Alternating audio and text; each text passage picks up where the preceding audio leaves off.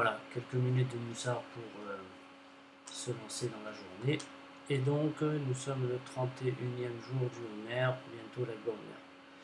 Donc, on parlait de la fainéantise et on expliquait que c'était un adversaire dangereux parce que c'était un adversaire patient.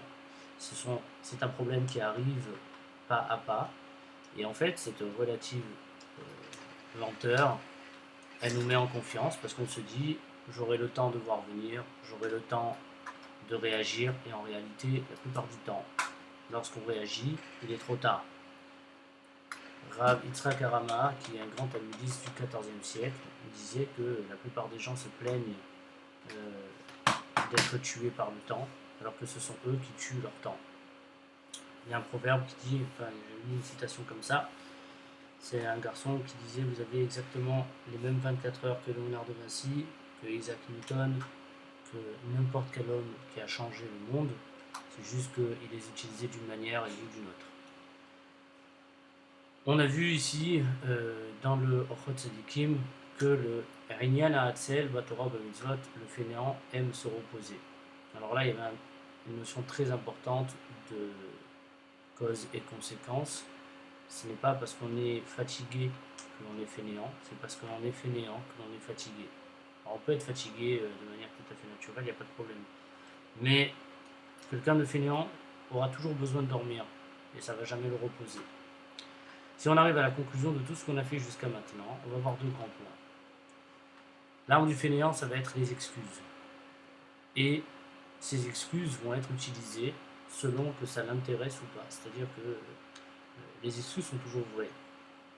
Mais après, il faut savoir dans quel contexte on peut les mettre.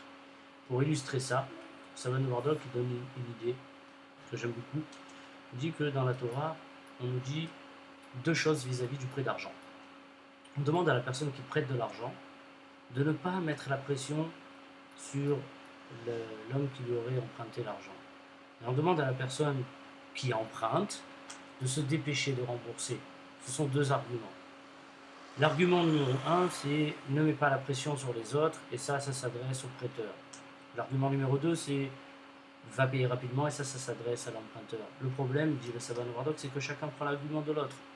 Donc, l'emprunteur, il va dire au prêteur, tu as une obligation de ne pas me mettre la pression, donc je te paye quand je veux. Et le prêteur, il va dire, la Torah te demande de prêter le plus vite possible. Les deux arguments sont vrais, mais ils ne sont pas utilisés par les bonnes personnes. Ce qu'on a vu jusque-là, c'est que la fainéantise, elle a des gros soucis. Première chose, c'est qu'une personne fainéante agit de manière désordonnée parce qu'elle va agir, arrêter, agir, arrêter. Il n'y a pas de continuité. Ce qui est fait n'est pas fait de manière complète. Et comme le produit est la somme de toutes les parties, si on prend des parties incomplètes, on va avoir un résultat incomplet, c'est évident. Deuxième point, ça développe un état d'esprit propre au fainéant. Le Ratzalikim nous a comparé ça à un champ qui allait faire pousser des ronces, qui allait faire pousser des mauvaises herbes. C'est-à-dire qu'un champ qui n'est pas entretenu n'est pas stérile, il fait pousser n'importe quoi. Ben, pareil, un muscle qui n'est pas utilisé rentre en dégénérescence, et un cerveau qui n'est pas utilisé, eh bien, il n'est pas neutre, il va se mettre à produire des bêtises. C'est très important de savoir que la stagnation n'existe pas dans le moussard, dans les midotes, dans la neshama.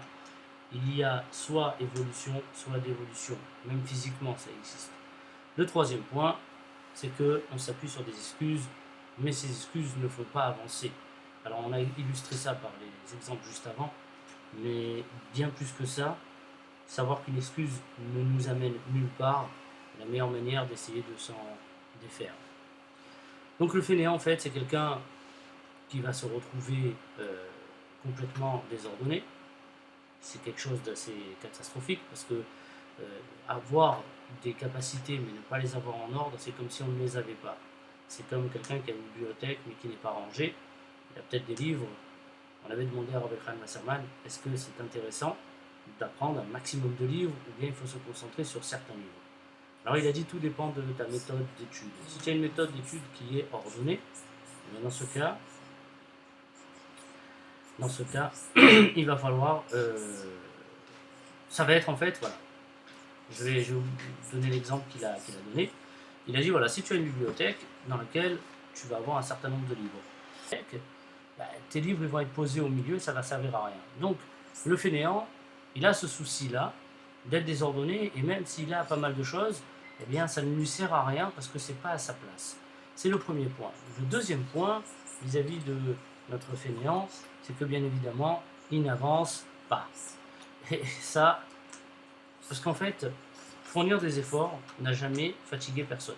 Le Ramchal, Ramoshe Chaim Nutzato, celui qui écrit le Messiat Esharim, écrit dans son Aïdama à Derech Etzraïm, là-bas que, si je m'en rappelle bien, c'est là-bas, que l'évolution n'a jamais dérangé personne. Ça veut dire que quelqu'un qui met des efforts, mais qui voit des résultats, n'est pas fatigué d'avancer. La chose qui fatigue, pour de vrai, c'est ce qu'on appelle tourner en rond. Il y a un proverbe de Rav Shlomo Ibn Gabirol, certaines personnes fournissent des efforts, Kehamor Saviv Arechaim, comme un âne fait tourner des meules, Sovev, Velo Mitkadem. Il tourne, mais il n'avance pas. Ça, c'est parce que les choses ne sont pas faites. L'Odaïla Hatzel, chez Loyagia Yegiat Torah, nous dit le Tzadikim, non seulement le Hatzel ne connaîtra jamais la Torah, que Mancheno sait que la Torah Karaoui, parce qu'il n'étudie pas la Torah correctement, donc il ne finit pas son étude est incomplète, elle est désordonnée, et la Afilou Michamat Atzlut, Ma'ale Belibo Svarot Shel Ta'out, à cause de sa fainéantise, il va monter dans son cœur, la fainéantise va créer en fait, parce qu'on a dit que lorsqu'on est en mode fainéant, on a une manière de créer des excuses tout à fait extraordinaires. Svarot Shel Ta'out, des idées d'erreur, car le fainéant va se trouver des permissions et va se dire Tov la gouf aminucha kedeshe trazek. Le repos est bon pour le corps, ça lui permet de se renforcer. Un homme qui est fort peut faire beaucoup plus qu'un faible. Soit dit en passant, Rav Israël Salanter dit que cet argument est vrai mais dans un autre sens. C'est-à-dire qu'on ne fait pas attention à gérer notre sommeil intelligemment, on ne fait pas attention à ce qu'on mange, et donc à cause de ça on se retrouve très souvent fatigué, épuisé, et à cause de ça notre Avodat Hashem, notre service divin et notre évolution personnelle, eh bien, elle est ralentie. Et Rav Israël dit, je suis sûr qu'on va donner din vecheshbon, c'est-à-dire qu'on va nous demander des comptes sur le fait que notre vitesse ou notre possibilité d'avancer a été perturbée par le fait qu'on n'a pas eu une hygiène de vie assez irréprochable. Maté Oznaim, les Dvarim Betelim. Oznav, pardon.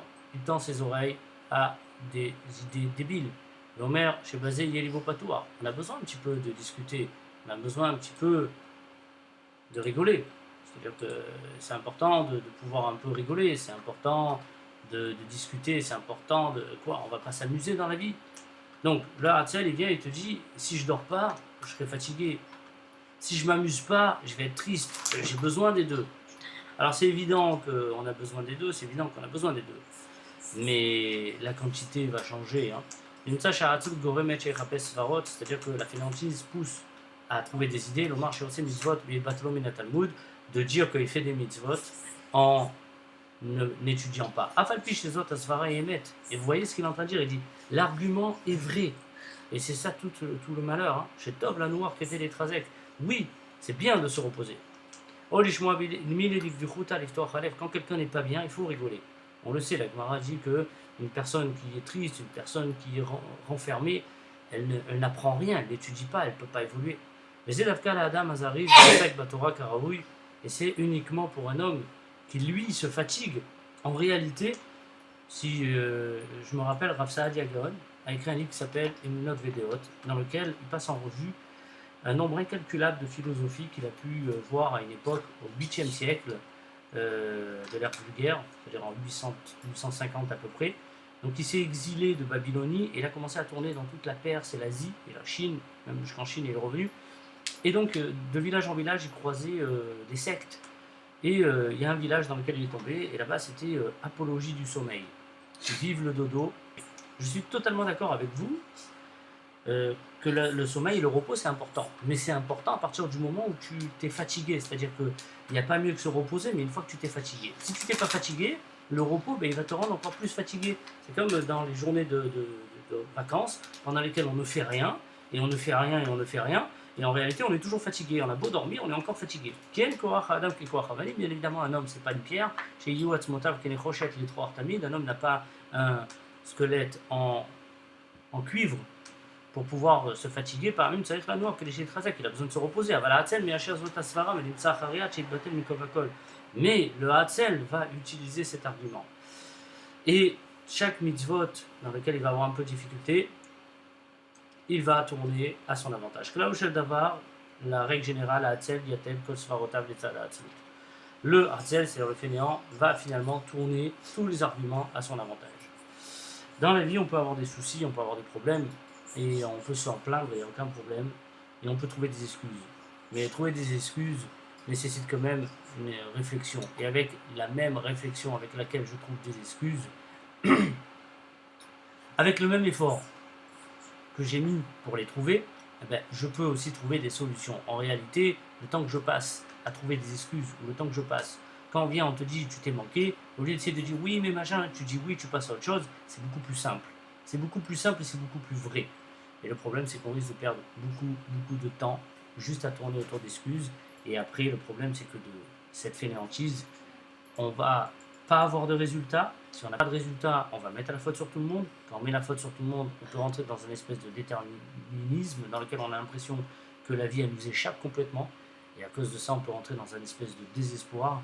Et après, on a l'impression de se dire que finalement, ce que l'on fait ne sert à rien. Voilà, donc on a fait le deuxième petite étape. Donc la première étape, on a vu que l'homme qui était fainéant était désordonné et surtout il n'avance pas. On a vu la deuxième étape, c'est la manière de réfléchir. En fait, tourner chaque argument à son avantage. Et tout le temps que l'on met à mettre des excuses, c'est du temps qu'on aurait pu passer à mettre des solutions.